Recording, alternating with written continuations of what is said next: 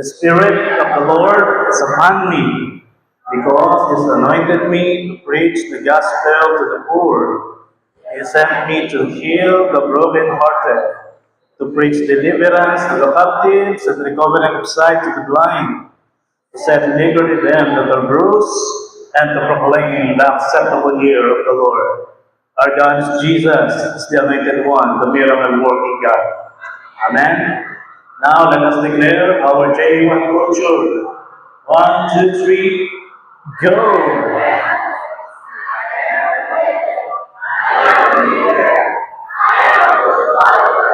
I won't destroy and build.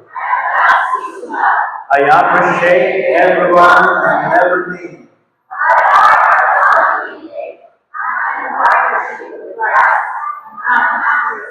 Amen. Praise God. Okay, kamusta po kayo?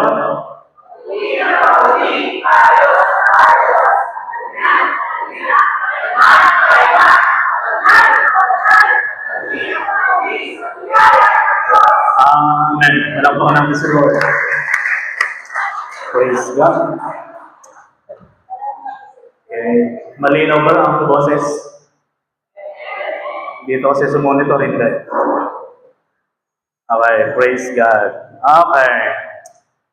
Ang title po na share ko sa inyo, paano maitaas si Lord sa buhay ni Daniel? So, ang pag-uusapan po natin ay patungkol sa buhay ni Daniel. Amen. Kung paano niya itinaas si Jesus, itinaas ang Panginoong Jesus. Let me read you the verse na sinasabi ng Daniel chapter 1, verses 3 up to 7. Iniutos ng hari kay Aspenas, yan, ang pinakamataas na opisyal ng palasyo, na pumili ng ilang Israelitang kabilang sa angka ng mga hari at ilang sa angka ng mga maharlika. Verse 4, ang pipiliin nila ay mga kabataan na walang kapansanan. Tingnan mo ang katabi mo kung yan ay kabataan. Yan, sa tingin mo, pwede na kaya yan. Okay? Ang pipiliin nila ay mga kabataan na walang kapansanan, makikisig. Yan. Ay matatalino, madaling turuan, may malawak na pangunawa at karapat-dapat maglingkod sa palasyo. Tuturuan din sila ng wika at panitika ng mga taga-Babylonia. And verse 5, iniutos ng hari na sila'y paglaanan ng pagkain at alak. Kailan? Araw-araw. Mula sa kanilang sariling pagkain at alak. 3 taon silang nagsasanayin bago maglingkod sa hari. And verse 6, kabilang sa mga napili ay sina Daniel, Hananias, Misael, at Azarias, lapawang nagmula sa lipi ni Judah. And verse 7, binigyan sila ni Aspenas ng mga bagong pangalan. Si Daniel ay si Belteshazzar. Si Shadrach naman ay si Hananias. Si Meshach ay si Misael. At si Abednego ay si Azarias. Naalala ko dati nung ako ay nasa Gayong Rosario, ako ay nasa children.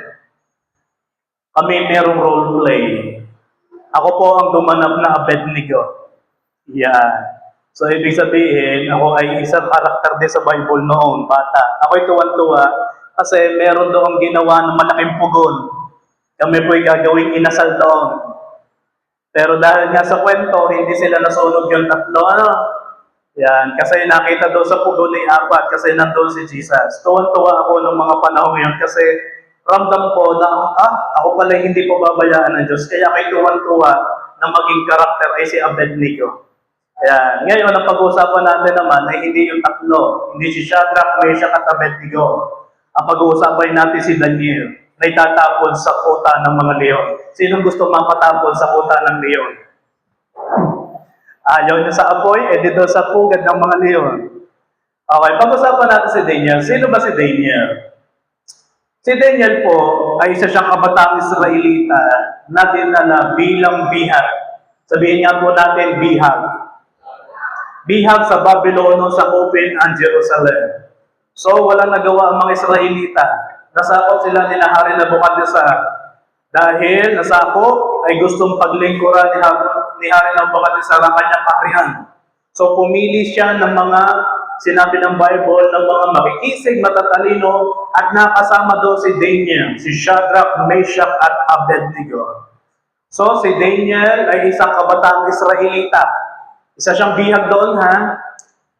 Then mapapansin natin, si Daniel, kahit siya'y nasa banyagang lugar or banyagang lupain, siyempre nasa akop nakuha sila, wala na sila sa sariling bayan. Di mapapansin kayo doon kung nabasa ninyo ang story ni Daniel mula sa chapter 1 up to coming verses in chapter, mapapansin natin doon na si Daniel na hindi man lang tumalikod sa Panginoon. Sabi mo sa iyong katabi, gusto kong makatulad ni Daniel. Yan, kasi ginawang alipin, pero hindi niya tinalikuran si Jesus. Ito pa si Daniel. Naglingkod si Daniel sa ilalim ng iba't ibang hari, katulad ni Hari Nabukadnezar, at ganoon din sa paghahari ni Haring Darius. Yan si Daniel. Base sa kwento, ito si Daniel ay maraming mga naranasan under the kingship of Hari Nabukadnezar. So dahil naghahanap nga ang hari ng makikisig matatalino, ang daming ino-offer sa kanya. Kahit nga daw mga pagkain ng hari ay araw-araw ino-offer, inaalok ng pulutan. Sabi ng Bible, maraming pagkain, araw-araw sa loob ng 3 years. Kasama doon, meron ding mga alak. Sabihin mo sa iyong katabi, ano nakahayin sa iyo?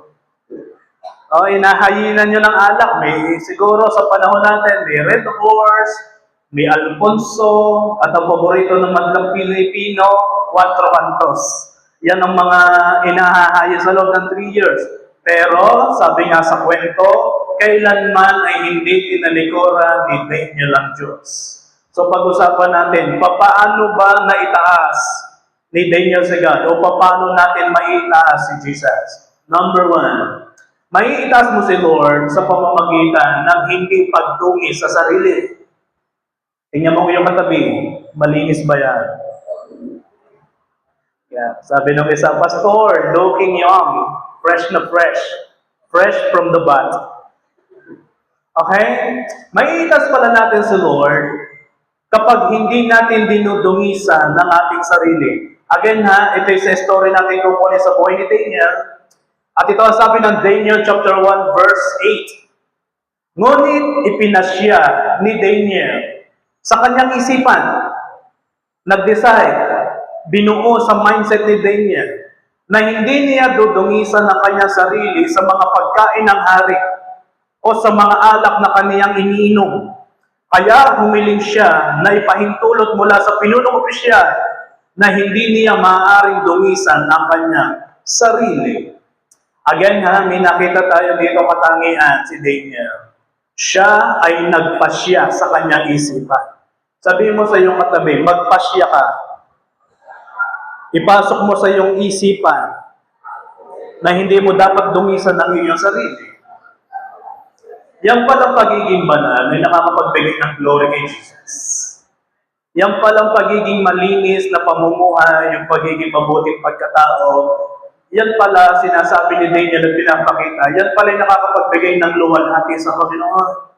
Kaya sa lahat dito na nagtagumpay sa kasalanan at naka-breakthrough sa kasalanan, meron ka na agad ginawa. Anong ginawa mo? Pinarangalan mo na agad ang Panginoon.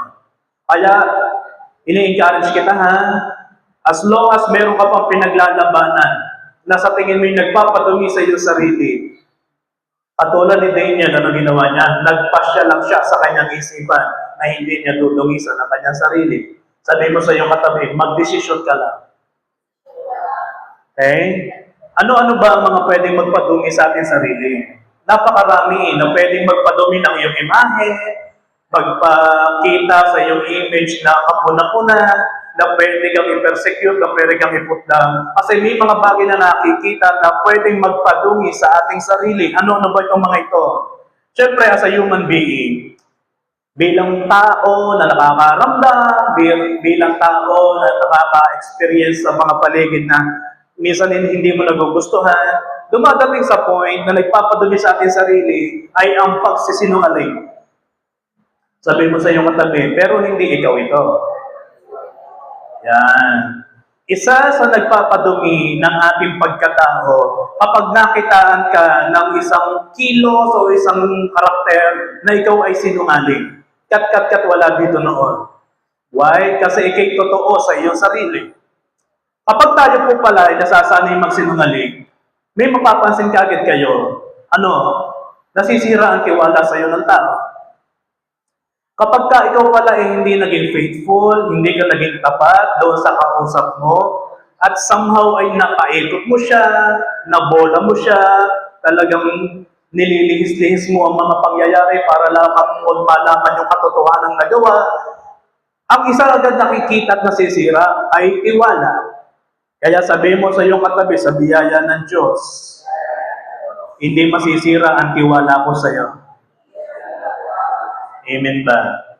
Kaya iwasan natin ang pagsisinungaling sa biyaya ng Panginoon. Hindi lang nasisira ang tiwala, pati na rin ang iyong pagkatao. Alam mo ba, mabilis kumalat ang balita kasi maraming marites at maraming mariposa. Ay, wag mong papautangin niya, sabi magbabayad sa katapusan. Hindi sinabi kung anong katapusan. Yung pala'y katapusan ng sanlibutan. At ikaw na nakasira doon sa tiwala ngayon, ibapalita nung isa. Ay, wag mong papayaramin yan, Brad, sis, hindi yan nagbabayad. Anong ibig sabihin? Nasira na ang karakter mo doon sa panibagong kausap. Bakit? Kasi nasira na ang tiwala dahil lamang sa pagsisinungaling. At yun po ay pagdungis sa iyong sarili. Kaya sa lahat po na nandito, huwag niyong hahayaan na magdumisan ng inyong sarili o inyong karakter dahil lamang sa kasinungalingan. O ano pa ang mga nagpapadungis? Gusto ko kasi kayong lahat ay makarelate. Nadudungisan pala ang ating sarili kapag ikaw ay nagmumura at nagsasalita ng masama. O I pray, J1 family, wala na nagmumura dito. Yung ikay matatalisod pa lamang, ay puto, kutsinta. Okay lang madamay ang pusa, wag lang mabanggit ang pagmumura. Amen ba? Okay? Tayo po by God's grace, natuturuan tayo kasi na magsalita ng magagandang salita. Because nabubuhay sa atin that the life and death is in the power of our tongue. Kaya naman napiprevent, somehow ay napipigilan ang ating sarili. Dati-dati kasi, makakarelate dito ang mga nagbabasketball eh. Nung ikay nagbabasketball noon, syempre, yabangan niya, hindi ka pa born again. Kapag ka may sumabay, pinamp mo sa taas, pinitik mo ng konti, may konting hawer, sabay layup, ispin pa ang bola, sabay shoot, pagbaba mo sa sahig, poo! Ang nagmura na agad. Tapos magpapakita pa ng katawan. Tapos babarilin mo pa pag naka 3 points, at ang dami mo agad ng sasalita. Sabi mo sa iyong katabi, huwag kang mayabang. Pero, mauunawaan mo kasi hindi pa siya nakakakilala kay Jesus.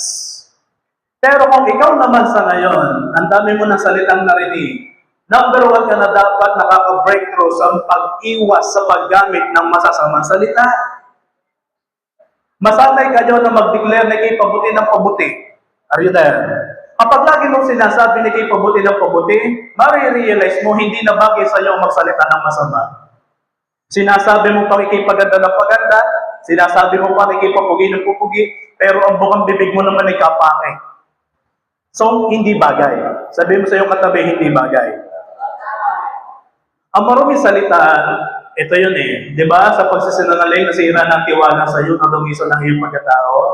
Ito kasi maruming salita ay nakakapanira din at nakakapanakit ng damdamin ng tao.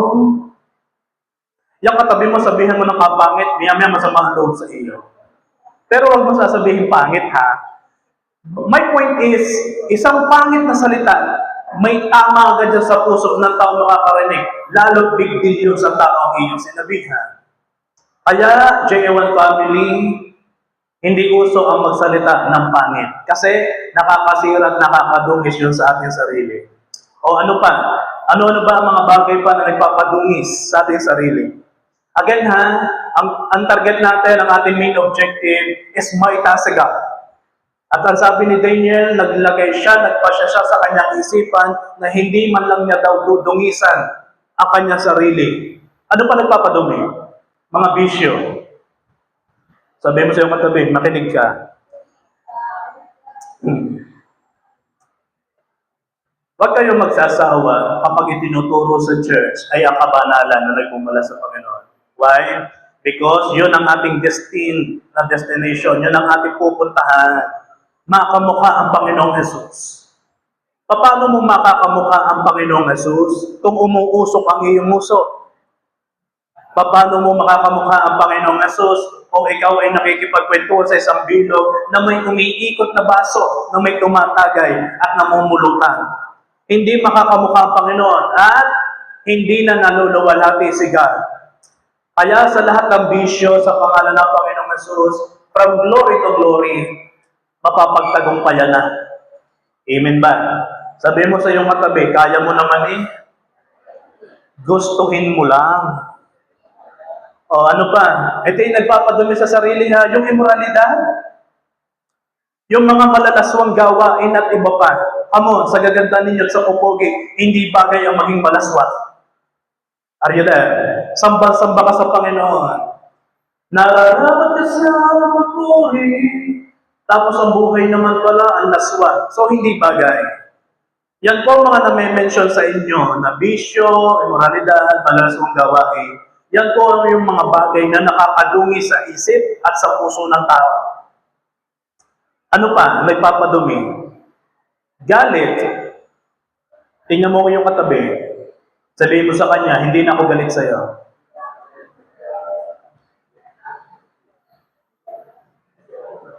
Baka naman kayo umatid ng church, kayo pa'y meron pang pinaghatian sa bahay. Baka naman pagpunta pa lamang ninyo, pinagtalunan pa ninyo, late ka na ang tagal-tagal mo. Baka naman yung mga ganyang usapan ay pinagtatalunan pa. Please, hindi na po yan pinaghahatian. Are you there? Bakit? Ma-realize mo, yun pala'y nagpapadumi sa iyong sarili. Kaya walang magagalitin dito, ha? Amen? Sabi mo sa iyong katabi, hindi ikaw yun, ha? Pag may tumaas ang kilay, hindi ikaw yun, ha? Kasi ang iba, akala sa boses lang nasasabing galit, yung pagtasan ko ng kilay. Para hindi yata bagay sa akin, hindi nagalawin. O ano pa nagpapadumi? Bukod sa galit, yung inggit. Katindi na yung inggit na yan. Tanggapin mo na, mas maganda yung katabi mo kaysa sa iyo. Tanggapin mo na, mas pogi yung katabi mo kaysa sa iyo. Anong ibig sabihin? Parehas kayo maganda. Parehas kayo pogi. Kung pinagpala yung katabi mo, huwag kang maingit, ikaw na kasunod. Ay Kristiyano, ingit na ingit sa pagpapala ng iba. Mas matagal ako nakatin, bakit yung bago ang pinagpala? Walang ganun. Ang mindset natin dahil may nananampalataya kasi ayaw natin madumi sa natin sarili. Kapag may nakita kang pinagpala, ang deklarasyon mo, ako na ang kasunod. Amen? Sabihin mo sa iyong katabi, ako na ang kasunod. Okay? Hindi lamang panlabas na nyo ang nagdudungis sa atin. Pati na rin ang iyong kalooban ay pwedeng magpadungi sa iyong sarili. Hindi lamang nakikita ang kadumihan o ang kadumisa sa mga bisyo, yun ay meron din kadumihan at kadumisa sa ating panloob. Kaya maganda sa puso pa lamang, sa isipan pa lamang natin, hinihingi na natin ang biyaya sa Panginoon na, Lord, linisin mo ako palagi ng iyong pananadoto. Bakit? Kasi gusto ko pong mapapurihan ng iyong pangalan. Gusto kitang mataas. Again ha, pinapakita dito ni Daniel, mindset lang pala kailangan. Magseset ka lamang sa iyong isipan na ayaw kong dungisan ang aking sarili. Paano pa nadudungisan ang aking sarili? Sa pakikisama sa mga maling barkada na magtutulong sa iyo sa kasalanan. Okay makibarkada, pero huwag mong gagawin ang mga bagay na makakapagbigay ng kababaan sa Panginoon. We are in a discipleship church. We are commanded to win souls and make disciples. So, ibig sabihin, i-reach out, makikibagay, makikisama, pero hindi mo pakikisamahan yung sistema na kanilang ginagawa na alam mong mali. Amen ba? Okay. Ano pa? Ito pala isa din nagpapadumi o nagpapadumi sa sarili. Alin? Ang paglayo sa Diyos. Kaya I'm praying to this church, walang lalayo sa Panginoon. Sabi mo sa iyong katabi, gusto kita lagi makasama. Okay, tingnan mo yung isa sa tingin mo na gustong-gusto mong makasama palagi. At sabihin mo sa kanya, wag na wag kang lalayo sa Panginoon. Sabihin mo nga, yung gustong-gusto mong makasama. Kasi once na lumayo na sa Diyos, ibig sabihin, hindi mo na itinataas ang Diyos. Dahil ang lahat na nagtataas sa Panginoon, yung mga taong laging lumalapit sa Panginoon. Automatic, kapag lumapit ka sa trono ng biyaya, tataas lagi ang iyong kamay. Bakit? We are designed to worship the Lord. Paano mo magtataas ang Panginoon Jesus kung malayo ka sa Kanya? Kapag pinabayaan po natin ang ating prayer life, hindi natin naluluwalhati ang Diyos. Kapag pinabayaan natin ang pakikinig ng salita o ang pagbabasa man lang ng Bible, even the pag-attend ng church, mas madali na pong matukso tayo sa kasalanan at ilalayo na tayo sa pagpupuri sa Panginoon. Mapapansin niyo to, once na ikaw ay napa-absent ng isang beses sa church, there is something wrong sa agad sa iyong puso. Lagi ka agad mayroong hinahanap. Huwag na ninyong naisin pa na lagi kang may hinahanap. Pwede namang ma-fulfill agad yung iyong kailangan. Diyos ang magpupuno noon at naluluwalhati mo pa doon si Jesus. Tulad po ni Daniel, dapat nating piliin na manatiling malinis at tapat sa Diyos kahit maraming tuksong na kapaligid. Pwede ba natin kantahin? Oh, tukso, layuan mo ako. Oh, humanap ka ng kaduwit. Sabihin mo sa kanya, oh, tukso,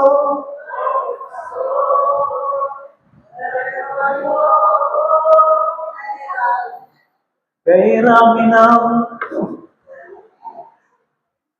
So may mapapansin kayo doon sa sinabi ko na dapat. So ibig sabihin, maglalagay ka talaga ng isang makibay na pasya. Dapat nating piliin. So laging may choices eh. Piliin yung maging maninis, manatili. Ayaw naman natin ng marumi. Tingnan nyo, kapag ikisanay sa malinis, ayaw na ayaw mo may alikabok sa bahay. Ayaw na ayaw mo na madumi ang iyong katawan. Lagi pipiliin mong malinis yun. Somehow ay mabawasan yung dumi. Amen ba? Kaya yung pagpili sa malinis, kailangan manatili yan. Ephesians chapter 5, verse 15. Ingatan ninyo ng mabuti kung paano kayo mamuhay. Paano ka ba nabubuhay sa araw-araw? Ikaw ba yung pagkakagising sa umaga? Ikaw na ba yung number 1 balakatak doon sa lugar niyo? Kat. Alam niyo po ba yung salitang balakatak? Yung daig mo pa ang radyo, yung ikaw ang number 1 doon, chismosa, kat. Kaya ang bili ng Efeso, ingatan ninyo ng mabuti kung paano kayo mamuhay. O paano maiiwasan mo dungisan ng sarili? Binigyan ko kayo ng mga example.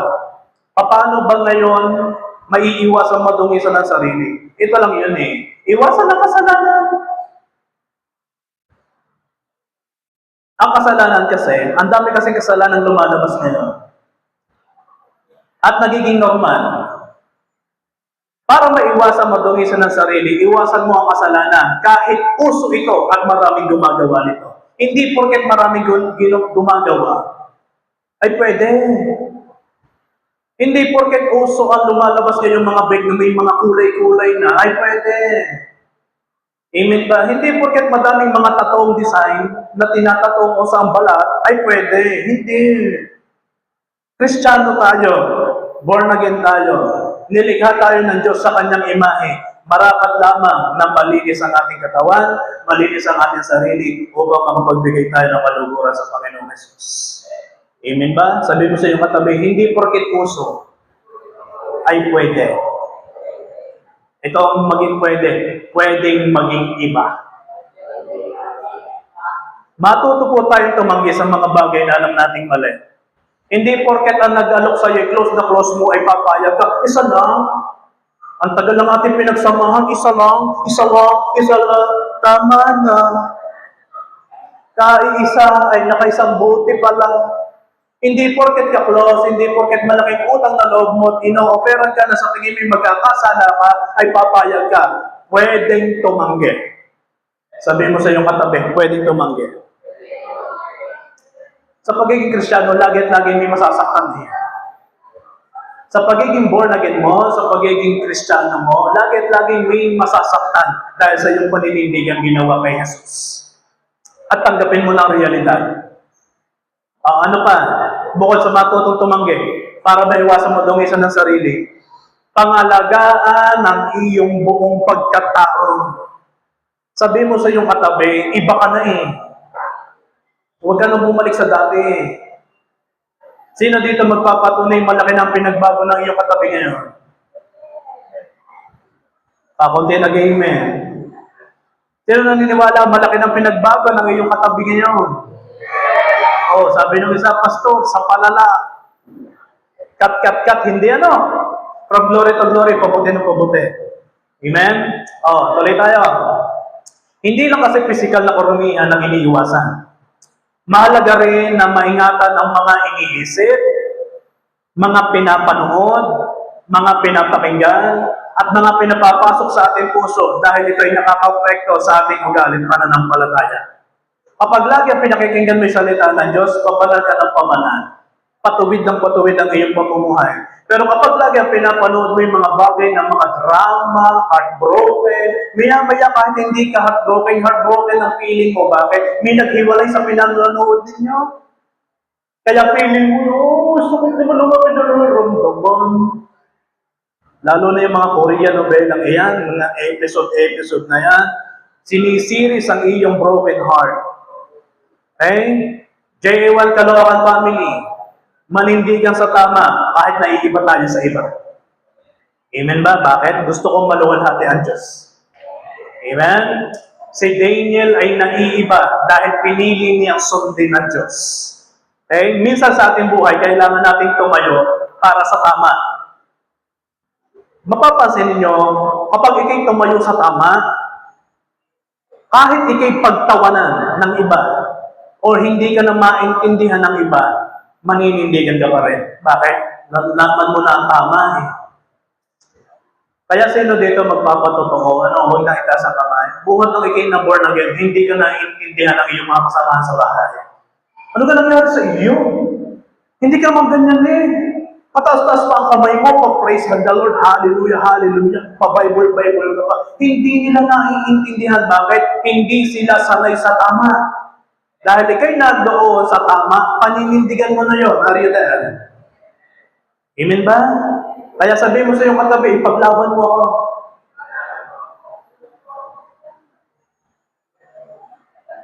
Ang malinis na buhay ay hindi natin kayang gawin mag-isa. Yung pagiging righteous, yung pagiging malinis, hindi natin kayang mag-isa. Ano kailangan natin? Kailangan po natin palagi si God. Kailangan natin palagi ang biyaya ng Diyos upang magkaroon tayo ng kabanalan sa ating sarili. Para magawa yon, na somehow ay mapaglabanan yung dungis, mapaglabanan yung puso, piliin mo ang mga taong makakasama. Pwede pong pumili ng makakasama. Sabi mo sa iyong katabi, pwede ba kitang makasama palagi? Kasi, tingnan nyo, kapag lagi mo kasama mag-iinom, maya-maya, kahit anong pigil mo, dahil lagi yun ang kasama mo, titikim ka. Kapag lagi mo kasama, chismosa, kat, kahit ikay tahimik, maya-maya, nakikichismis ka na rin. Anong latest? Kaya piliin po ang mga tao nakakasama. Malaking bagay po ang influensya ng mga kaibigan, but please, choose the right friends. Tingnan mo ang iyong katabi, yan ang iyong samahan. Amen. Sige, palakpakan mo sa iyo. Yan ang iyong samahan, yan ang iyong barkadahin. Bakit? Kasi alam mo na sa biyaya ng Panginoon, mabuting samahan yan kasi yan ang tutulong sa iyo papalapit kay Kristo. Amen? Bakit hindi dapat dungisan ng sarili? Nasa pagdungis pa lamang tayo, Oh, sinabi ko sa inyo mga nagpapadumi, papaano o bakit naman hindi dapat dungisan ng sarili? Kasi tayo ay templo ng Diyos. Alam mo ba yung hitsura mo yan? Kahit ganyan na yan talaga'y pinili ng Diyos tirahan para manahan sa'yo. So, ibig sabihin, yung kabanalan, yung kalakihan ng Diyos, buhat nung tinanggap mo siya bilang iyong Diyos, Panginoon tagapagligtas, pinili niyang pumasok sa'yo. So, ibig sabihin, the Holy Spirit, banal na Espiritu, ay kailangan makita sa buhay mo kasi siya'y pumasok sa'yo. Kapag hinayaan natin madungisan ng ating buhay sa kasalanan, unang-una, nasisira agad ang relasyon natin sa Diyos. Again, biblically, kapag may kasalanan ng tao, yun ay sapat na upang mawalay tayo sa Panginoon. Kaya, laging paglabanan ng kasalanan, ha? Hindi paglabanan pagtagumpayan.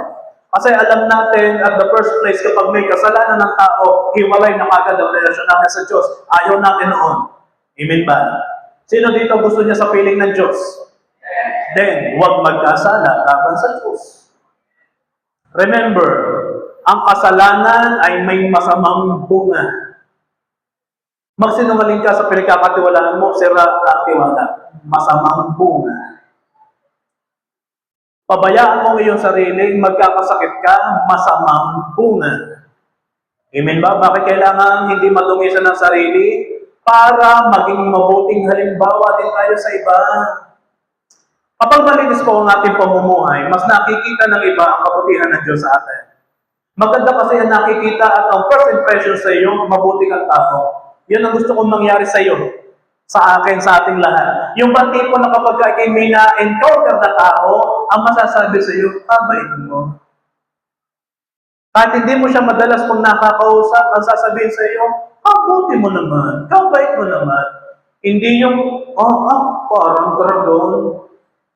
Yung kapag nakita, day pang naka-armalite. Maganda yung pag nakita ka ay ikaw ay magiging isang mabuting halimbawa. Bakit? Kasi walang nakikitang dungis sa iyong sarili. Are you there? Tulad ni Daniel, naging inspirasyon siya dahil sa kanyang katapatan at kabanalan. Bakit pa hindi dapat dungisan ng sarili? Dahil mahalaga tayo sa Diyos. Sino po naniniwala? Yung katabi mo, sobrang halaga niya sa Panginoon. Ito maganda kay God Gusto ko makita ninyo ang beauty ni Jesus. Dahil ikay mahalaga sa Panginoon, ayaw po ng Diyos na nasisira ang ating buhay dahil sa kasalanan. Ganyan tayo mahalaga kay God. Mahalaga ka Tanungin mo yung katabi, pinapahalagahan mo ba ako? Kapag yan ay pinapahalagahan ka, ibig sabihin, mahal ka niya. Pinapahalagahan ka Mahal-laga. Tanungin mo ulit katabi mo, mahal mo ba? Doon sa kabila, ikaw, mahal mo ako?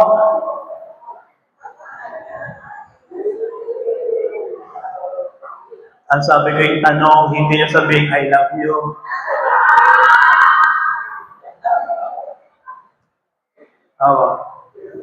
Ang pamumuhay po ng malinis, yan po'y paraan ng pag-iingat sa sarili. May action kang gagawin Kaya yung mag-decide ka na gusto kong mabuhay in the righteous way, then iniingatan mo ng iyong sarili. At naiingatan mo na rin masira ang magandang plano ng Diyos sa iyo. Kaya hindi matupad ang magandang plano kasi wala ka sa kalinisan. Nasa distraction ka kasi ang dungis-dungis ng sarili. Pero kapag ikay nagpasya na maging malinis, yung magandang plano ng Diyos, makikita mo. Amen ba? Kasi nasa righteousness ka na. Matthew chapter 5 verse 15. Malapad mapalad ang may malinis na puso sapagkat, anong sabi? Makikita nila ang Diyos.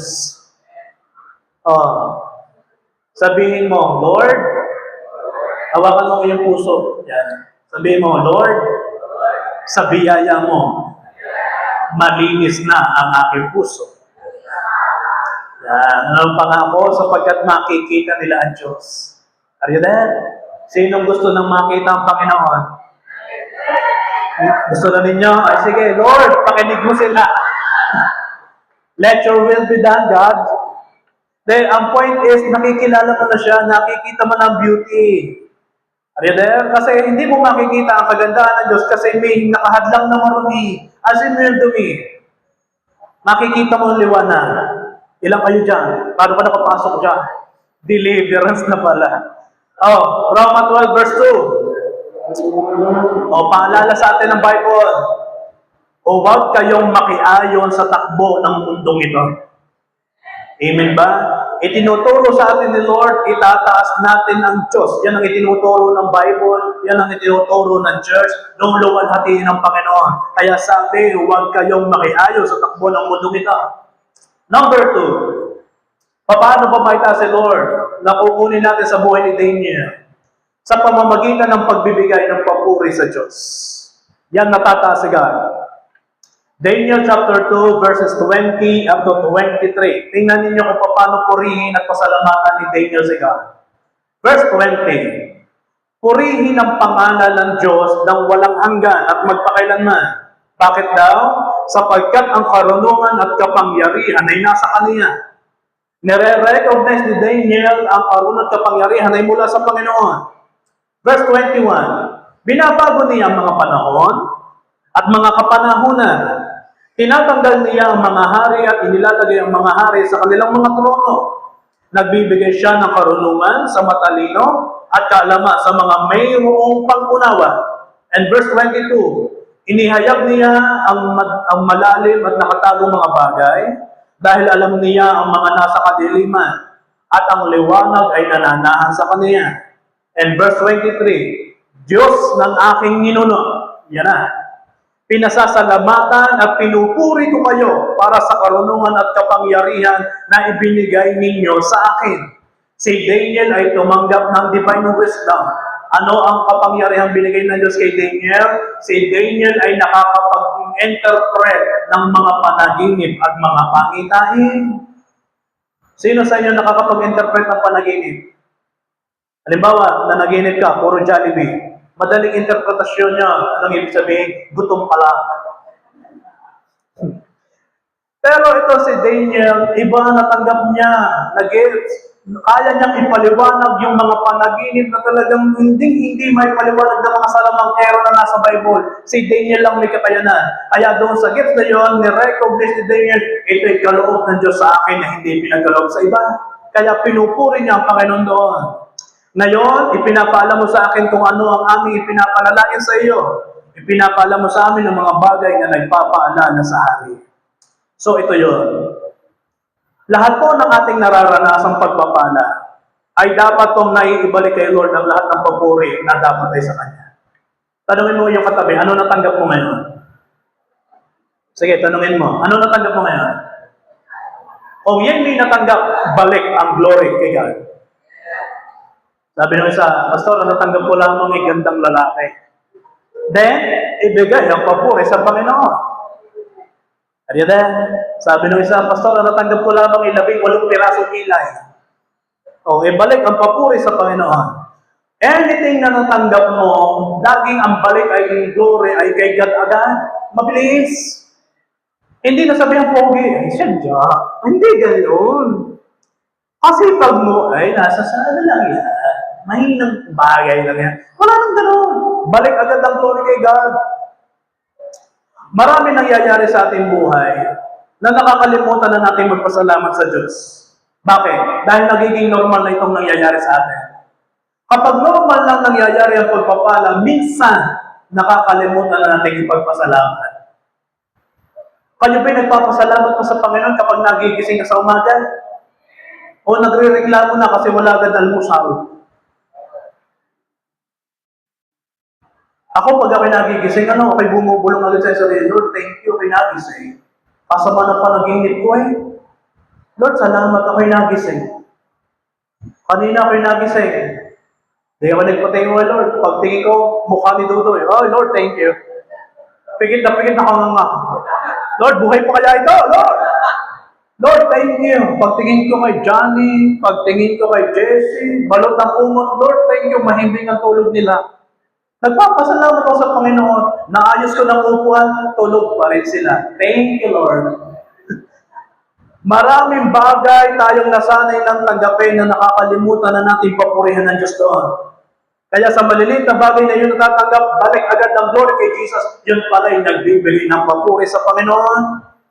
Amen ba? Okay. Pero base sa sitwasyon ni Daniel, binabanggit niya lahat ng mga nangyayari sa kanya, pinupuri niya si Lord sa lahat ng iyon. Binabanggit lahat. Tayo man po ay maging ganun din. Amen ba? Yung maging mapagpasalamat, ano man ang matanggap, ano man ang iyong maranasan, o ano man ang mangyari, pagsikapan din po nating mapuri ang Diyos dahil sa mga bagay na ginagawa niya sa atin. Pag sumikapan, ibalik ang papuri. Sinong masaya at nagpapasalamat, nakakaakyat ka pa sa hagdan dito sa second floor? O sinong masaya, ikay nakakaramdam pa ng init ng panahon? O nagre-reklamo na at mainit? Pag umulan, reklamo din kasi malamig, basa. So, ano man ang nangyayari, ano man daw ang nararamdaman, narikita, nararanasan, yan ang mga bagay na kailangan maibalik ang luwalhati sa Panginoon kasi yun pala ang nagpapataas sa Diyos. Sanayin ang bibig na magpuri at magpasalamat sa Diyos. Sabihin mo sa iyong katabi, yung labing yan, may lipstick man o wala, magpupuri sa Panginoon. May kinakain o wala, magpupuri sa Panginoon. Amen ba? Sanayin ang bibig. Kapag laging masama ang iyong nakikita, kapag laging masama ang iyong napapansin, hindi ka na makakapagpasalamat. Ano nangyayari? Namumula na, nagre-reklamo na. Pero kapag ikaw naman ay nakapokus sa mga bagay na mabubuti at sa mga bagay na meron ka, ay makakapagpasalamat ka sa Panginoon. Magpasalamat ka, meron kang magandang ina. Magpasalamat ka, meron kang poging asawa.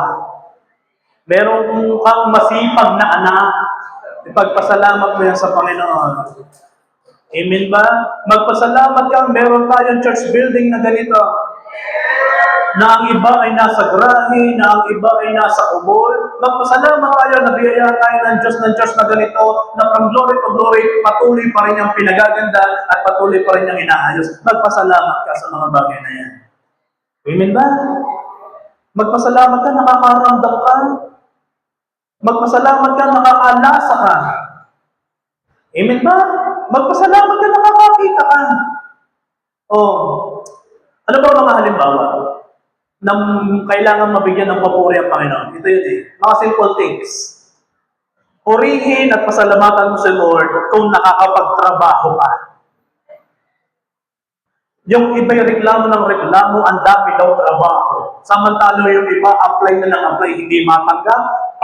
Pasalamatan at purihin mo ang Lord kung nakakapagtrabaho ka.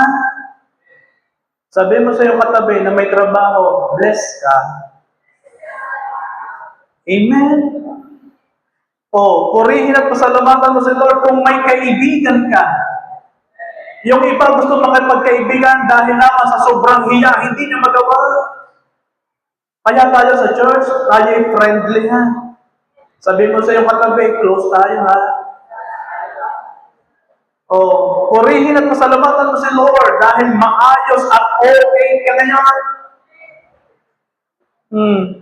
Purihin at pasalamatan mo si Lord dahil nakakapag-church ka. Purihin mo si Lord dahil nakakapag-tithes and offering ka at nakakapagtanim ka pa. Purihin mo ang Panginoong Jesus Lord. Ayaw mo nagagawa yun kasi alam mo may pangako every time you bring the tithes and offering, every time you sow seed.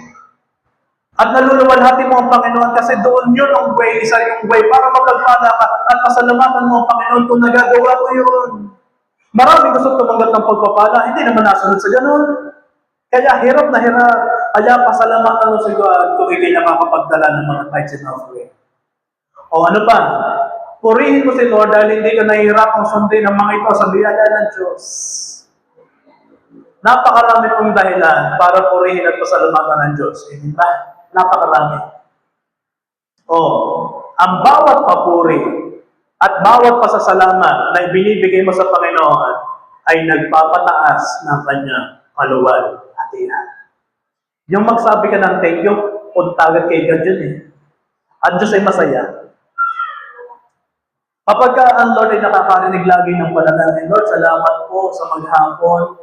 Ako po'y nakalimot ng 500. Ang Diyos ay naluluwalhati na doon. Lord, salamat po na ako'y nagtimpla ng kape, hindi matabang. Lord, salamat ang sarap ng kape. Ang luwalhati agad ay napunta din kay God. Lord, salamat po. Ako'y nilibre sa jail. Lord, salamat po. May nanglibre sa akin ng milk tea. Lord, salamat po. May nanliligaw sa akin.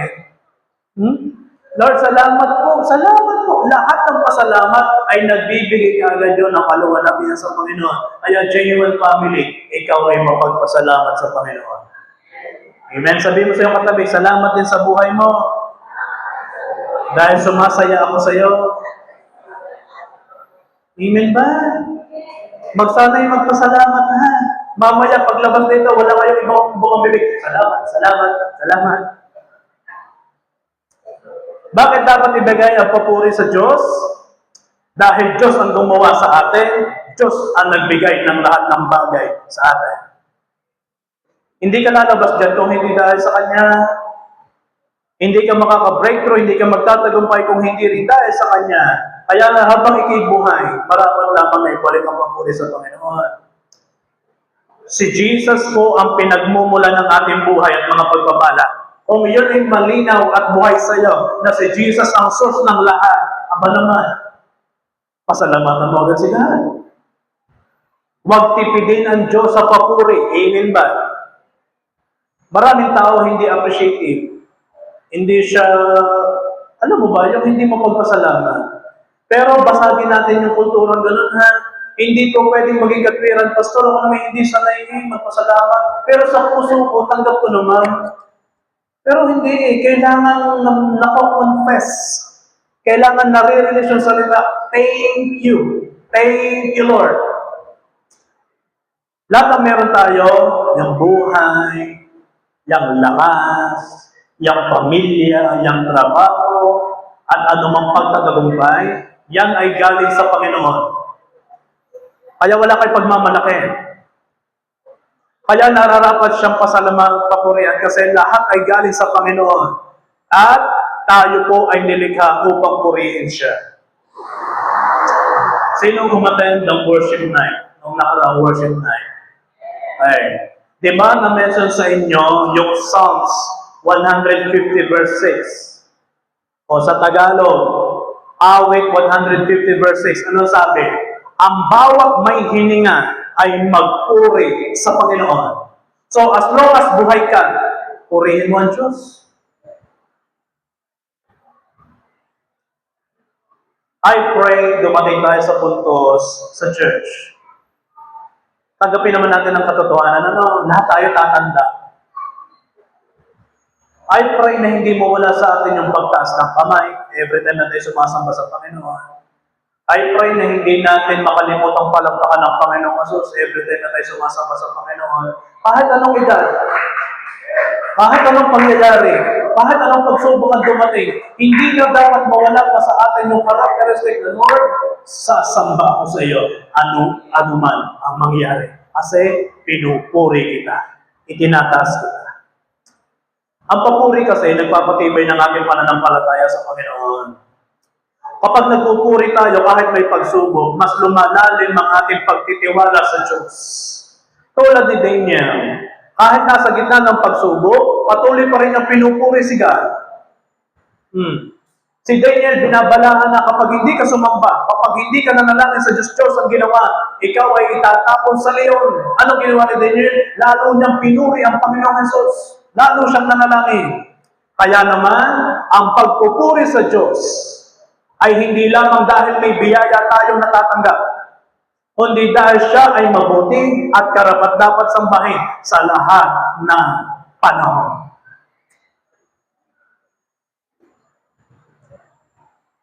Saka ka lamang ba nagpapasalamat kapag may natanggap?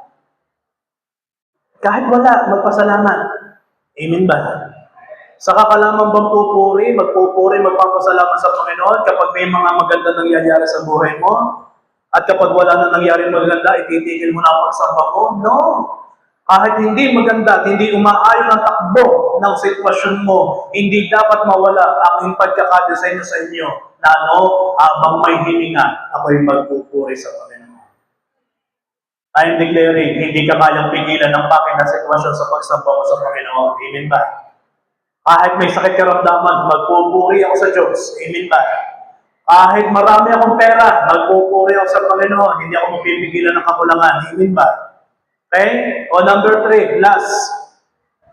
Paano may tataas si God? O paano may tataas si Lord? Nakukunin sa buhay ni Daniel. Sa pananalangin kahit nasa mahirap na sitwasyon. Daniel chapter 6 verse 7. Lahat ng mga pinunong tagapamahala ng kaharian, ang mga gobernador ng mga rehiyon, at ang mga tagapayo, at ang mga gobernador na sumasangguni sa isa't isa, at nagpasya na ikaw, ang hari, ay kailangang magpalabas ng isang batas at kailangang itong ipatupad upang ang sino mang gumawa ng panalangin sa anumang Diyos o tao sa loob ng 30 araw maliban sa iyo, o hari, dapat mihagis ang tao ngayon sa yungib ng mga leon. Ito si Daniel, ha? Yung mga gobernador, yung matataas na may katungkulan, sinasabihan ng hari, Hari, ikaw ang may kakayanan, magpagawa ka ng isang kasulatan na kapag hindi nanalangin sa iyong ginawang Diyos ang mga tao, itatapon sa yungib ng mga leon. Katindi nun. Isipin mo, Kristiyano ka, ikaw si Daniel, na nananindigan kay Jesus, alam mo ang truth. Pagdadasalit ka sa isang Diyos-Diyosan, luluhod ang harap, sasambahin mo yung ginawang Diyos noon. At gagawa pa ng kasulatan, again ha, sila po'y bihag, sina Daniel po'y alipin, so sila dapat ay susunod sa paghahari ni Hari Nabukadnezar. Pero si Daniel, na natiling tapat sa Panginoon, ginawa pa nga ng kasulatan na kapag hindi sumamba, itatapon sa leon. Ito yon, Daniel chapter 6 verse 10. Nang nalaman ni Daniel na nalagdaan na ang kasulatan na isinabatas, so napirmahan na yung kontrata, yung kasunduan, pumunta siya sa kanyang bahay. Ngayon, ang kanyang bintana sa itaas ay nakabukas sa dakong Jerusalem. So nasa taas, bukas pa ang bintana. At siya'y lumuhod. Gaya ng ginagawa niya ng 3 beses sa isang araw. Sino kaya dito nagpe-pray ng morning, afternoon, saka nasa gabi? Tanungin mo yung katabi, nagpe-pray ka ba? Umaga, tanghali, hapon. Ito si Daniel, at siya ay lumuhod, gaya ng ginagawa niya ng 3 beses sa isang araw, at nananalangin at nagpapasalamat sa harapan ng kaniyang Diyos, gaya ng kaniyang dating ginagawa. Isipin ninyo yun, ha? Si Daniel ay nanalangin sa isang pangit na sitwasyon. Lalapain si Daniel ng leon kasi hindi siya sumusunod sa isinabatas ng gobernador at ng hari. Grabe! May makukuha tayong lesson dito eh. Kapag nananalangin tayo, inaamin natin hindi natin kayang gawin ang lahat sa sarili nating lakas. Kailangan natin ng Diyos at yun ang pinakikita ni Daniel. Hindi niya ni Daniel kaya i-release ang kanyang sarili kasi alam na niya, itatapon na siya doon sa yungib ng mga leon. Pero meron siyang kayang gawin. Manalangin sa Diyos. At buo sa puso ni Daniel, kailangan ko si God. I pray ikaw man, kailangan meron ding nabubuo sa puso mo. Kaya ka mag-pray just because kailangan mo ang Diyos. Sabi mo sa iyong katabi, kailangan natin si Jesus. Tayo ay nananalangin dahil naniniwala tayong nakikinig at kumikilos ang Diyos sa ating buhay. Once na tayo nag-pray, ibig sabihin, naniniwala siya may gagawin na niya sa akin. Kahit mahirap ang sitwasyon, ang panalangin ay nagpapaalala sa atin na kasama natin ang Diyos palagi. Lagi tayo napapaalalahanan. Kaya habang nananalangin tayo, mas lalo tayong natututong magtiwala sa Diyos at naniniwala tayong may kayang gawin ang Diyos sa buhay mo. Are you there? Sabihin mo, deklarhan mo ang iyong katabi, tapikin mo siya kaliwat kanan. Sabihin mo sa kanya, may kayang gawin ng Diyos sa buhay mo. Manalangin ka.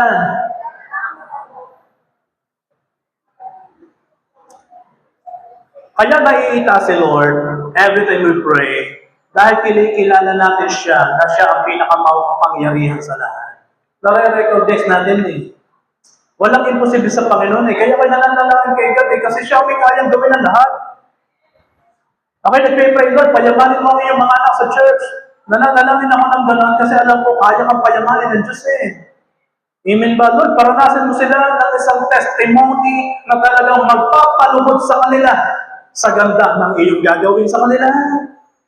Sino sa inyo gusto makaranas na ikay mapapaluhod sa ganda na ibibigay ng Diyos sa iyo? Kanina yan. Kanina yan. Yung pag tinanggap mo yung isang bagay na mahirap sa tingin mo imposible mong mabili, magawa, at ibinigay sa iyo, I pray mapaluhod ka sa sobrang ganda na inihanda ng Diyos sa iyo. Kailan nangyayari yun? Kapag iniluluhod mo na sa panalangin. Kaya lagi kayo mag-pray ha. Sabihin mo sa iyong katabi, mag-amad, manalangin. Si Lord kasi ay may kakayanan tumulong. Yan ang nature ng Diyos eh. Si Lord ay may kakayanan tumulong at gumawa ng mga imposibleng mga bagay. Yan si Jesus. Kapag sinabi natin, Lord, ang kalooban mo ang masunod. Kapag ikaw pala nagbibitaw na ng ganyang panalangin, itinataas na natin ng Diyos higit sa ating kagustuhan. Yung bang pagsasabi ng Lord, let your will be done, mabigat na panalangin po yun. Kasi pwede mangyari ay ang para sa ng Lord ay hindi mo gusto. Kasi yun ay nakapaloob sa Lord, let your will be done. Pero yung nangyari hindi mo gusto, yun pala ay makakabuti sa iyo. Kaya minsan ang tingin natin kapag pangit ang nangyayari, ang pangit ang ginawa sa akin ng Diyos. No! Hanapin mo, may magandang itinuturo ang Diyos, kaya ka pinaparanas ng pangit na sitwasyon. Are you there? Okay. Ipinapakita natin ang ating pagtitiwala sa Kanya every time we pray. Yung trust. Ikaw ay nananalangin palagi sa Panginoon dahil naniniwala na hindi Kanya pababayaan. Kailanman wala po ako nakitang born again na in love sa Panginoong Yesus na pinabayaan ng Diyos. Yes, may namamatay, pero satisfied ang puso. Tanggapin natin ang katotohanan na dadating ang panahon na tayo babalik sa Kanya. So, mamamatay tayong lahat. Hindi lang ngayon. Amen. Kakain pa tayo ng giniling mamaya eh. Dadating ang point, mawawala ang buhay natin sa mundo. Pero tayo mawawala sa mundo ito kasi tayo masayang masaya. Kasi alam natin, Diyos ang aking babalikan. Diyos ang aking pupuntahan. Bakit? Ako'y nananalangin at ako'y tiwala-tiwala na hindi man lang ako pinabayaan ng Diyos. Kaya ito natataas mo si Lord at pinapakita mo rin sa Kanya na siya ang iyong sandigan. Siya ang iyong tagapagligtas. At ito din maganda kay God. Kapag sinasagot na ng Diyos ang ating mga panalangin, yung ba may answered prayer na, di ba, mas lalo mo siyang napapapurihan. Ang sarap manalangin, ang sarap magpuri, kapag ikaw ay meron ng pinanggalingan na may sinagot ng panalangin ng Diyos sa iyo. Noong time na yun, ako'y tuwan-tuwa, hindi ko makakalimutan. Noong time na ako'y nahingi sa Panginoong Yesus ng sasakyan, sabi ko, Lord, gusto ko na po ng kotse kasi kahirap mamalingke, nakipit ang diaper, kipit ng mga pansitbihon, lahat ng pinamili, dala-dala, lakad-lakad sa kanto. Kaya nagkaroon ako ng sabi, Lord, biyayaan niya ako ng kotse. Gusto ko rin po namang kahit umulan, umaraw, kami mag-asawa ay comfortable na walang inaalala mababasa, walang inaalala mahingitan. Lord, gusto ko ng kotse. Alam niyo ba, nung ibinigay na ng Lord ang kotse, grabe ang pagpapasalamat ko sa Panginoon. At hindi ko makalimutan yung moment na binuksan ko na si pinto. Sumakay ako sa loob ng first time, sinarado ko, hinawakan mo nobela, alaglag ko ang luha ko. Bakit? Alam ko, akin na yung kotseng iyon. Bunga ng aking panalangin. Kaya sa lahat na natanggap mo pagpapala, please, Ibigay agad ang glory kay Jesus. Kapag ikay may answered prayer, pasalamatan mo agad si Lord and living by faith kahit hindi pa sinasagot, pasalamatan mo na ang Diyos. Ipanalangin mo palagi. Amen ba? Sino nagpe-pray na sasakyan? Sino nagpe-pray? Nasa kamay. Yan. Di ba hinihingi mo sa Panginoon? Hinihingi mo sa Panginoon. Ito nang gawin mo. Lord, salamat po sa aking sasakyan. Tatanggap ko na. Faith yun. Amen? Ano sasakyan na kailangan mo, Brother Grace? Van. Lord, salamat po sa aking brand new van. Yun ang prayers. Pinapasalamatan mo na kasi nananampalataya kang dinadrive mo na. Amen? O sino? Ayan. Palakpakan mo sa God. Bakit confident ka? Bakit naniniwala ka? Kasi totoo sumasagot ang Diyos sa panalangin. Sino gusto magkasawa? Una-una kita, ha? Sino gusto magkasawa? Ipag-pray mo, Lord, natanggap ko na siya.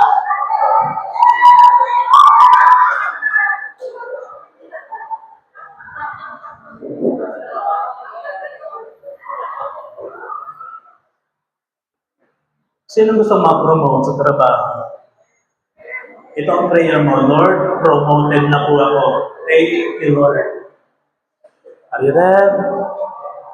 Sino dito nananalangin na born again na ang buo mong pamilya? Then, ang prayer mo na, Lord, salamat po, ligtas na ang aking mga mahal sa buhay. Mas lalo mo napapapurihan ng Diyos every time you pray kay God. Are you there? Kaya huwag niyong babasta-bastahin ang bawat mukhang bibig ng panalangin mo, ha? May dating yan sa Panginoon. Lord, salamat po sa maraming client. Salamat po sa maraming customer. Ngayon ding araw na ito'y kiniklaim ko na in Jesus' name. Sealed by the blood of Jesus. Tandaan niyo ito, ha? Ang ating panalangin ay nagdadala yan ng kaluwalhatian sa Diyos. Are you there? Worship Him please. Upang maitaas si God, upang maitaas ang Lord sa buhay mo, kailangan po natin ng biyaya na makapaglinis ng lahat ng mga nagpapadungi sa inyong pagkatao. We need the grace of God. Kailangan natin. Noong time na yun, ako nagpapasya, ako kasi nagyoyosi. Ako kasi dati nagiinom din. Though hindi ko maiwasan, pinag-aagawan ako ng mga magagandang babae. Pogi kasi ako that time eh. Walang kayabang-yabang ano. Noong time na yun, ako ay living in sin. Ako ay nag-try. Ititigil ko ang yosi. Nakakatigil ako ng 1 week. Maya-maya, babalik na ulit. Magpapasya ako. Ititigil ko ng pag-iinom. After 1 month, babalik na ulit. May tinetext akong babae, nagtetext sa akin ng marami. Sabi ko, isa na lamang, pero dahil pogi nga ako, ang dami natin i-entertain ko. Yan ako dati. Pero alam nyo, na-realize ko, at ipinaunawa sa akin ng Panginoon, hindi ko pala naluluwalhati ang Diyos. Nung ako'y nakakarinig na ng salita, at meron pong isang preaching si Pastor Ito that time, ako'y youth, living in sin. Pero nung iniready ko ng aking puso, kasi naririnig ko na, you need to change your life. Kailangan mo nang makamukha si Kristo. Ano mo ba, yung title pa lamang na binitawan ni Pastor Ito, matibay na pa siya. Quality decision. Sinambot ko yung message na yon. Alam mo, buhay na buhay sa akin si Daniel. Na ipinasya ni Daniel sa kanyang isipan na hindi ko dudungisan ng aking sarili. Sinambot ko po yun with the backup ng preaching ni Revito about quality decision. Una, hirap na hirap ako. Sinasabi ko, at ito katwira ko, kahirap namang sindihan eh. Sabi kasi ng aking mga magulang, sabi ng aking mga tiyahing talagang na-attend ng church, sabi, Dudik, nickname ko Dudik, o Dudes, Dex. Sabi sa akin, Dex, iking magkendi. Sa halip na sigarilyo, iking magkendi, magmax, snowbear, magkendi ka. Ito ang katwiran ko. Pahirap na magsindihan.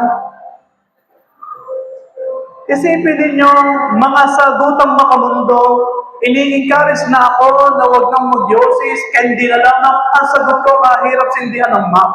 Kahirap sindihan ng slogan ng lollipop, kahirap. Pero merong isa na tumama sa puso ko. Ano yun? Salita ng Panginoon na nagsasabi, you need a quality decision o bang hindi madungisan ng iyong sarili.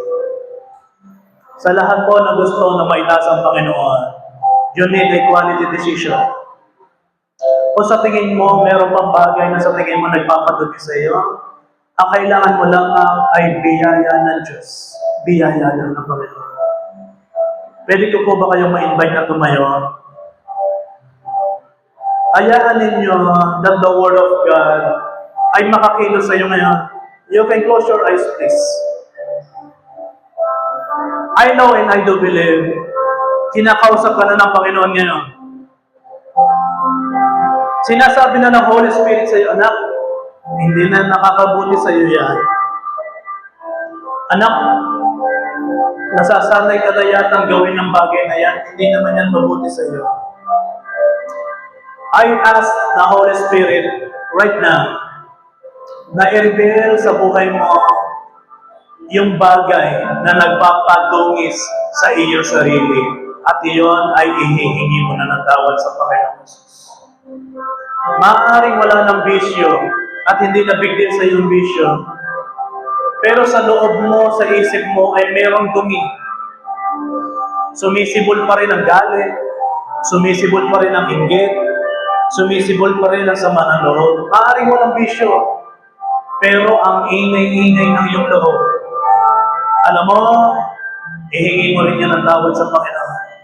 Kung gusto mong mag-glorify si Jesus. Hingi ng tawad sa mga kasalanan. Ikaw ay magpalinis sa dugo ng Panginoong Jesus. Again, like Daniel, nagpasya sa kanyang isipan na hindi na niya dudungisan ng kanyang sarili. As the grace. As the grace. Yes, nahirapan ako noon. Pero merong salita ang Diyos na tumama sa puso ko. I am declaring right now, tumama din ang salita ng Diyos sa puso mo upang ikay makapagpasya.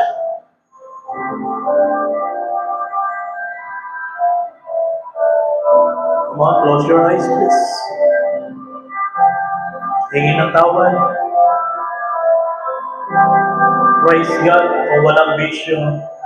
Pero ang matinding ingay, ang matinding lakad, ano ba ang laman ng puso? Ano ba ang laman ng iyong isip?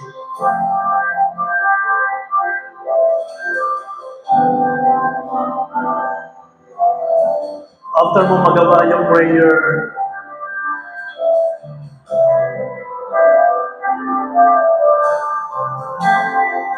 may pagagawa ko sa iyo, pero manalangin ka muna. Sesendis ako. Mamaya, sesendis ako.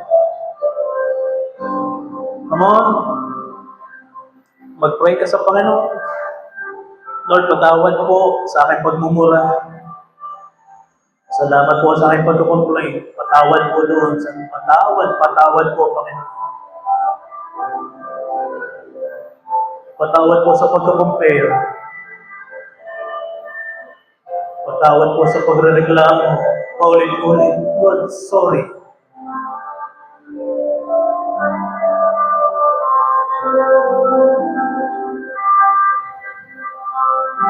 Hingi ng biyaya sa Diyos.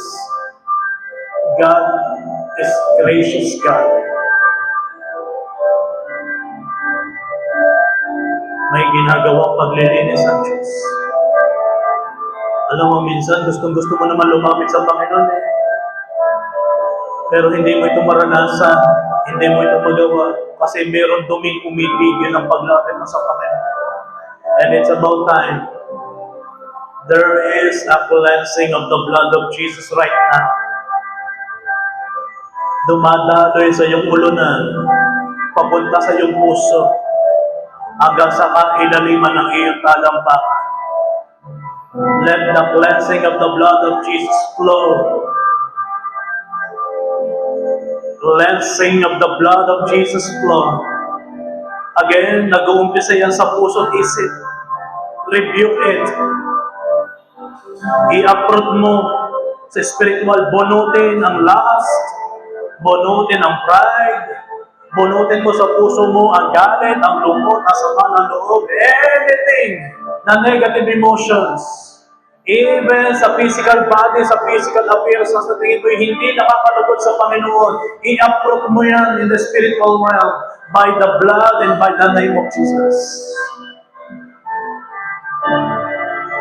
At sa pagkakataong ito, habang tinatanggap mo ang pagpapatawad at ang paglilinis ng Panginoon, magpasalamat ka ngayon sa Panginoon.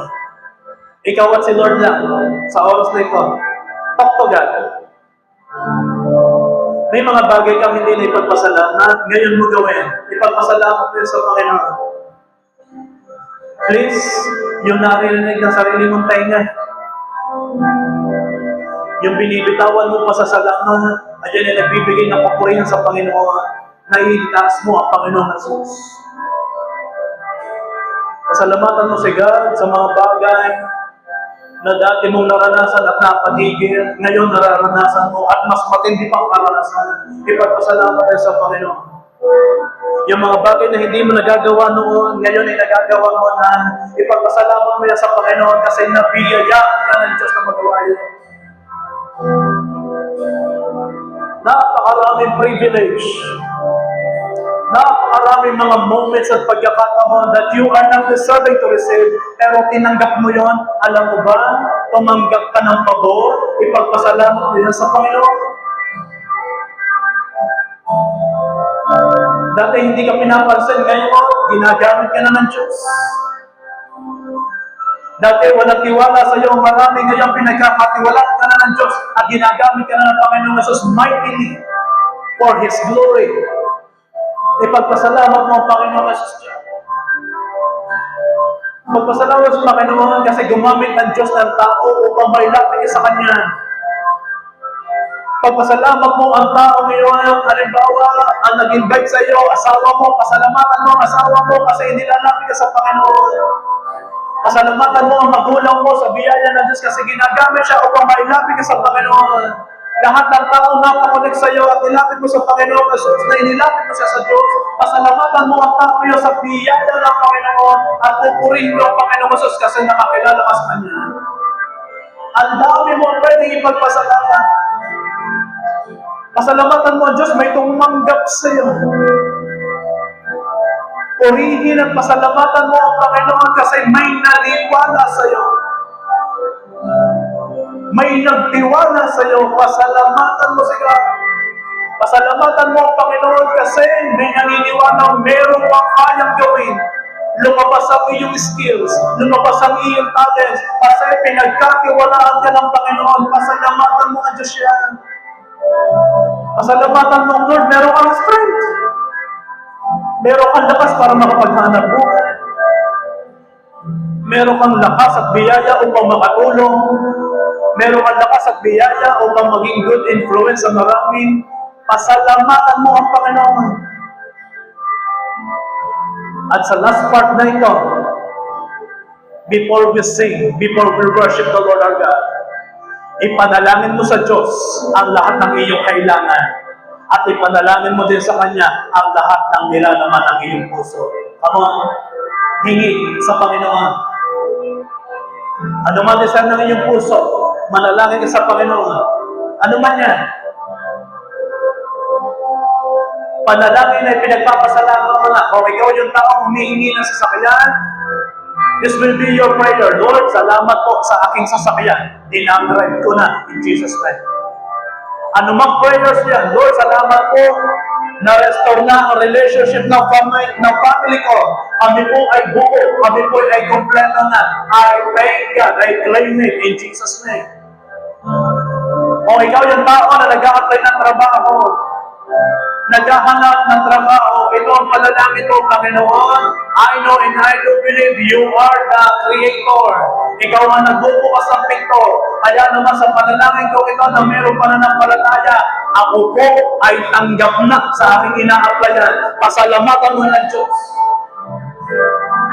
Sa lahat na naghahanap, nananalangin, Lord, kulang ang sweldo ko, kulang ang kinikita ko. Ngayon, by faith, i-develop ko yung pananampalataya.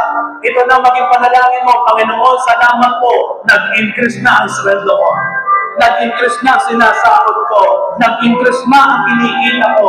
Lord, salamat po. Ako'y nananampalataya sa isang makapangyarihan Diyos. JA1 Caloocan Family, look at me please. Itaas ang Panginoon sa pamamagitan ng hindi pagdungi sa iyong sarili. Amen ba? Itaas ang Panginoon sa pamamagitan ng palagi ang pagbibigay ng papuri sa Kanya. Itaas mo ang Panginoon sa pamamagitan ng iyong papuri at pasasalamat. At sa biyaya ng Diyos, maitaas mo si Lord sa iyong mga ginagawang panalangin.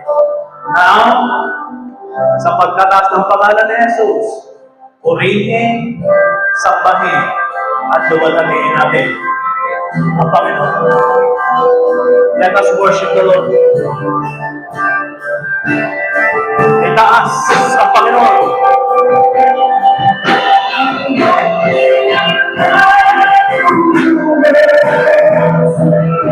Itaas. Yung ayaw mong itaas sa Panginoon.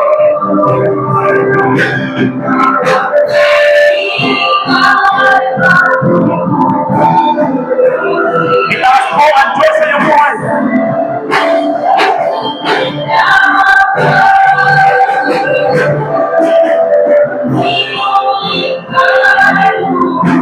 Lahat ng may hininga ay magpupuri sa Panginoon.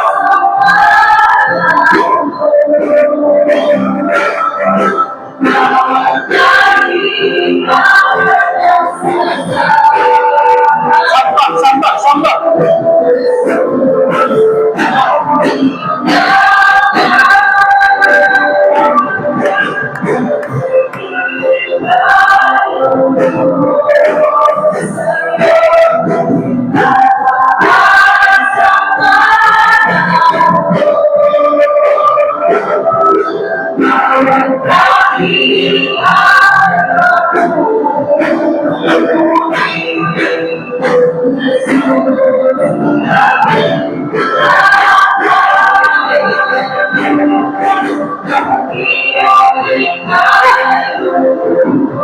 Itaas ang Diyos, itaas ang Diyos. Itaas ang pangalan ni Jesus. Itaas ang pangalan ni Jesus.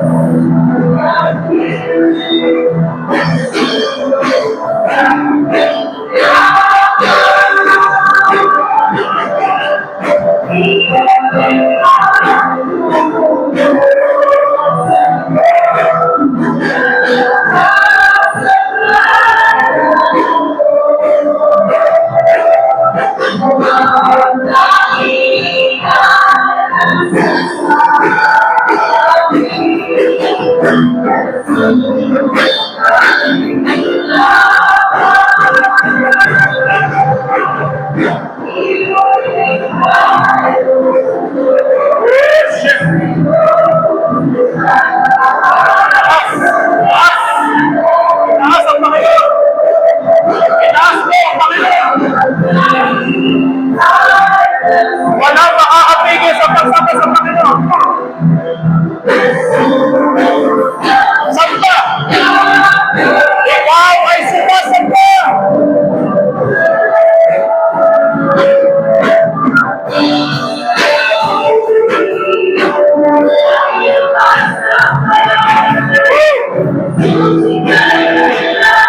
Habang buhay, sasamba sa Panginoon!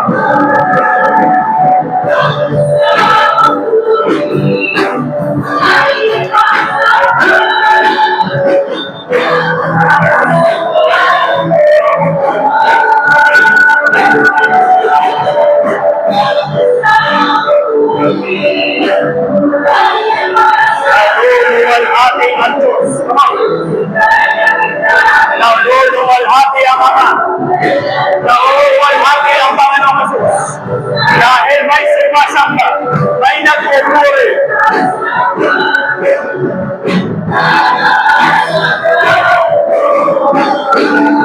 Let the people of God worship the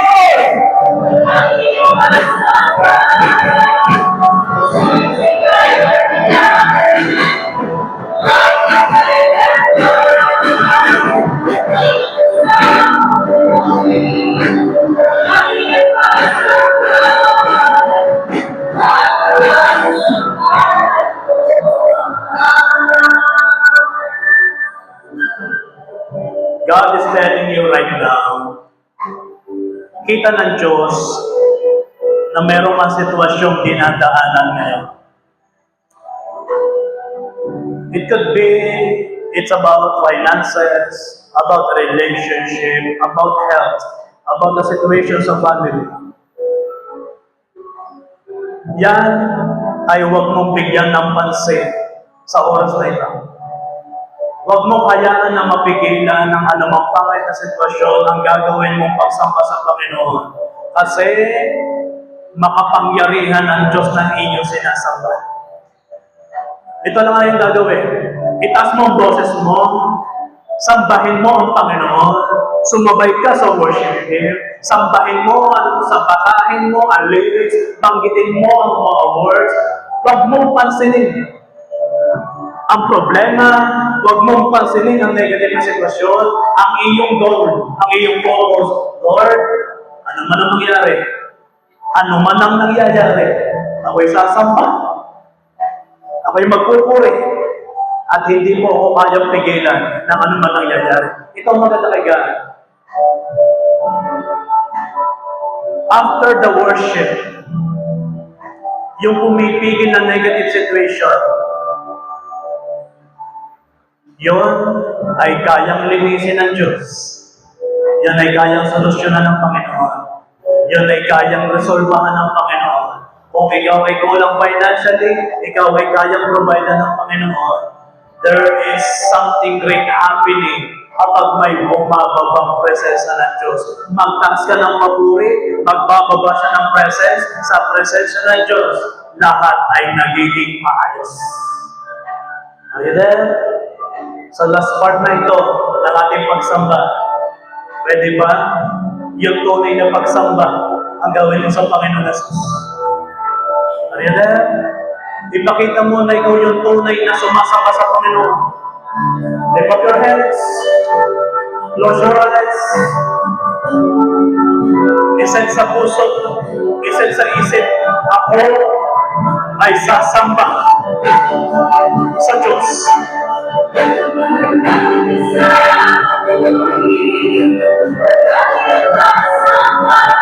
Ako ay sasamba sa Diyos. Ako ay sasamba sa Panginoon.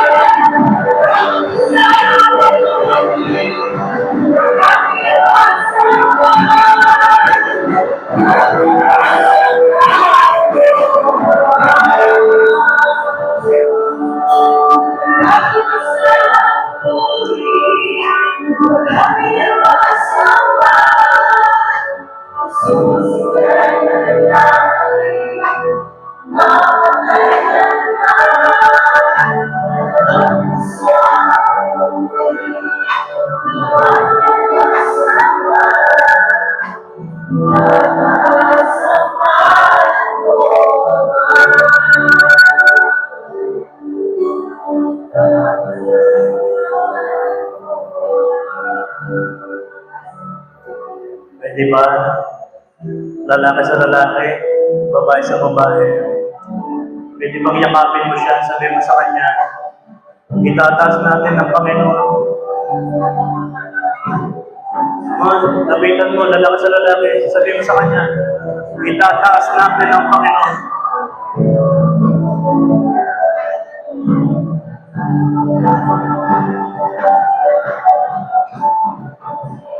Huwag kang papayag na wala kang malalapitan. Sabihin mo sa kanya, itataas natin ang Panginoon.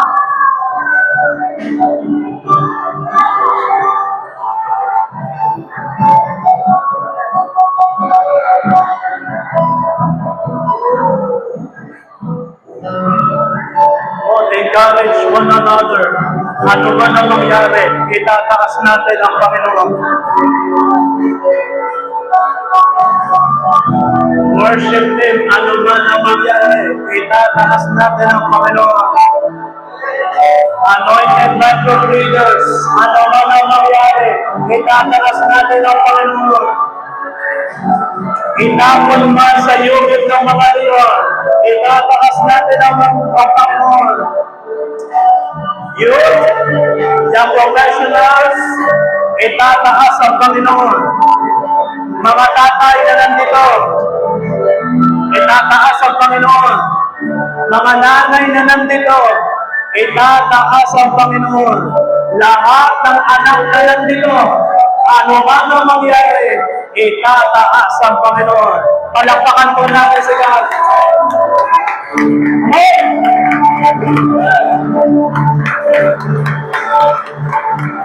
Worship Him, palakpak sa Panginoon. Walang instruments. Palakpak sa Panginoon.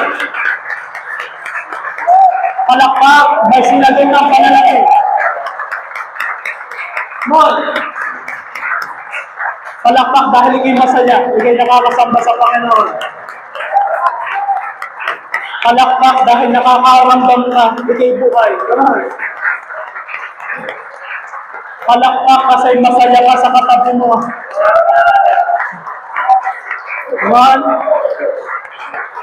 Palakpak dahil may magandang ginagawa ang Diyos sa buhay mo.